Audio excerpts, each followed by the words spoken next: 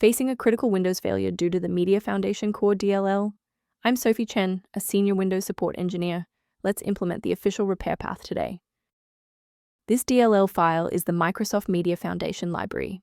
It is the primary platform for multimedia apps on Windows, handling video and audio encoding, decoding, and playback for high-definition content across the entire OS.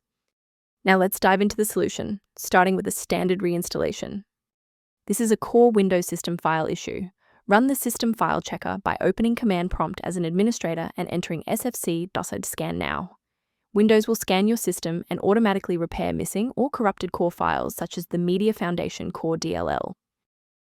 When a standard software refresh isn't enough, we need to bypass the automated installers and look at manual system state resets. A standard reboot clears out temporary memory conflicts and gives the Windows loader another chance to properly register the Media Foundation Core component during startup. Before you restart, bookmark this video or hit the like button. It makes it much easier to find this tutorial in your history so you can pick up exactly where we left off. A brief word of caution: not all solutions found online adhere to professional security standards. A vital technical reminder: modifying the Media Foundation Core DLL manually is a high-risk procedure that can overwrite essential library files your hardware depends on for basic functionality and secure processing.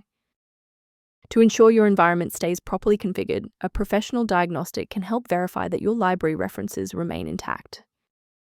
To improve configuration awareness, the official maintenance resource linked below includes the Media Foundation Core-related documentation. I'm Sophie Chen. We are dedicated to providing clear, safe paths to PC repair, including complex Windows OS core dependencies. Subscribe to support our technical mission.